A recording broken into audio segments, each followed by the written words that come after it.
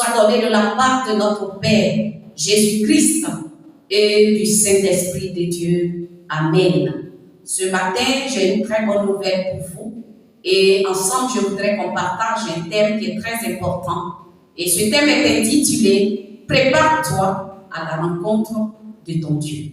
Et « Prépare-toi à la rencontre de ton Dieu » est extrait de la prophétie d'Amos en son chapitre 4, le verset 12. Amos chapitre 4, verset 12. Lisons ensemble la parole de l'Éternel.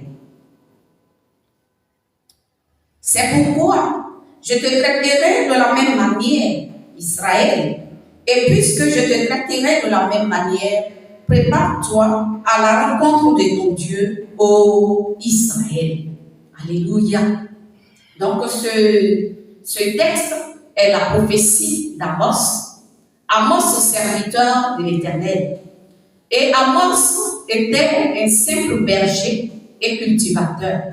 Pour que aussi nous comprenions que le Dieu Tout-Puissant, le Dieu d'amour, ne fait acception de personne.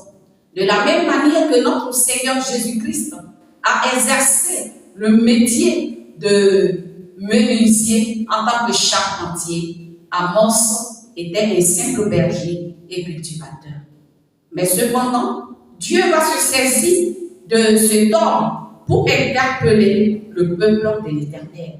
Donc la prophétie d'Amos était pour interpeller les hommes, les personnes qui marchaient dans le désordre à cause du fait qu'à cette époque-là, Dieu avait béni des personnes qui étaient dans l'opulence, des personnes qui étaient riches, qui étaient matériellement bénies. Et à cause de cette bénédiction, ces hommes utilisaient leur position pour écraser les faibles. Ils utilisaient leur position pour faire le mal, pour vivre en dehors de la parole de l'Éternel. Alors, Amos a été le canal par lequel le Seigneur est passé. Amos était comme la bouche de l'Éternel pour interpeller ce peuple. Pour que chacun comprenne que quelle que soit ta position, quel que soit ton argent, quel que soit ce que tu peux avoir comme richesse sur cette terre, les biens de la terre passeront un jour. Et un jour, l'œuvre de chacun de nous sera évaluée devant le trône de Dieu. Alléluia. Donc Amos était en train de véhiculer un message d'interpellation pour que le peuple de Dieu, chaque enfant de Dieu sache que tous les actes que nous posons sur cette terre sera jugé devant l'Éternel. À travers la prophétie d'Amos, mon frère, ma soeur, Dieu nous interpelle tous. Dieu veut que chacun de nous passe à un temps de préparation, un temps d'examen. Alléluia. Et la préparation, pour moi, consiste le fait qu'une année est finie et nous avons entamé une nouvelle année. Et dans cette préparation, Dieu nous interpelle afin que chacun s'asseye pour faire son bilan. Nous venons d'écouler l'année 2023. Qu'est-ce qui a marché, mon frère? Qu'est-ce qui n'a pas marché dans ta vie?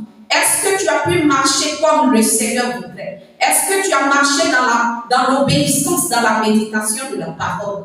Alors c'est le temps que chacun s'asseye pour faire un examen. Que chacun s'asseye pour voir ce qui n'a pas marché, afin de ne pas reconduire les mêmes erreurs, les mêmes fautes, les mêmes péchés en cette nouvelle année.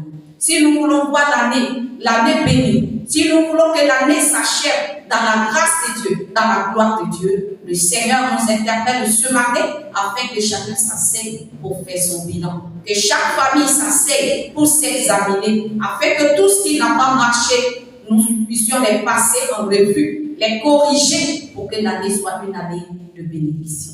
Même le monde dit, les mêmes causes produisent les mêmes effets. Alors, si nous voulons continuer la nouvelle année, nous voulons avancer dans cette nouvelle année sans faire un temps de préparation, nous pouvons être surpris désagréablement. Donc, Dieu nous interpelle ce matin, Dieu nous enseigne à nous revoir. Alléluia.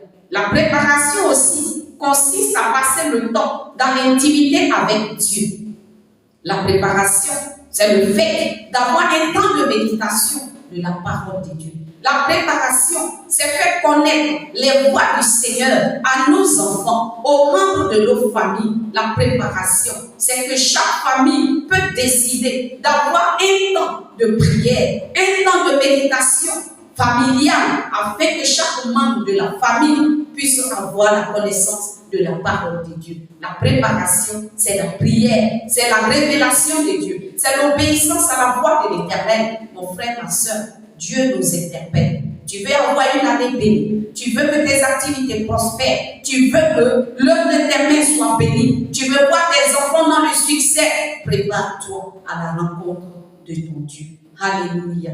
Quand nous prenons Matthieu, chapitre 24, à partir du verset 37, le texte dit, dans les jours qui précédaient le déluge, des hommes ont été surpris. Ils ont été surpris désagréablement. Ces hommes qui avaient été avertis par Noé, afin que chacun puisse se préparer, ils ont réduit leur coup. Ils n'ont pas écouté la voix de l'Éternel. Et le texte dit, chacun mangeait, chacun buvait, ils se mariaient et ils mariaient leurs enfants jusqu'à ce qu'ils soient surpris par le déluge. Mon frère, ma soeur, l'Éternel t'aime et Jésus t'aime. Jésus aime la vie de tes enfants. Jésus aime ta famille. Et le Seigneur ne veut pas que cette surprise désagréable soit ton partage. C'est pourquoi, en ce début d'année, en ces 11e jours du premier mois de l'année, Dieu veut t'interpeller encore à un temps de préparation, à un temps de méditation, à un temps de repentance, à un temps afin de ne pas reconduire les mêmes péchés, afin de ne pas reconduire les mêmes erreurs, car le temps appartient à l'Éternel. Alléluia. Matthieu chapitre 25 nous enseigne aussi l'histoire des 10 vierges. Et ces 10 vierges, 5 étaient folles et 5 autres étaient sages. Les folles n'avaient pas eu le temps de préparation. Elles n'avaient pas prêté suffisamment d'huile. Alors qu'on avait annoncé que l'époux était à la porte, elles ont été désagréablement surprises qu'il n'y avait plus d'huile dans leur lampe. Celles qui étaient sages avaient apprêté, elles s'étaient préparées et elles sont rentrées avec l'époux au palais. Bien-aimé, tu veux rentrer au palais avec le roi des rois, prépare-toi à la rencontre de ton Dieu. Sache qu'un jour, l'œuvre de chacun de nous sera ramassée. Et celui qui pèse les esprits, c'est l'Éternel. Celui qui évalue, c'est l'Éternel. Et en ce jour, ton argent ne pourra plus payer les évaluations. Alors prépare-toi à la rencontre de ton Dieu. Ton Dieu qui t'aime, Jésus-Christ qui t'aime, t'interpelle. Alors, fais un bilan avec ta famille afin que l'année soit placée dans la main de l'Éternel avec des temps de méditation, des temps de prière, des temps d'action de grâce afin que des temps de rafraîchissement viennent dans vos vies, dans vos activités, dans la vie de chacun de nous, dans le nom de Jésus. Prépare-toi.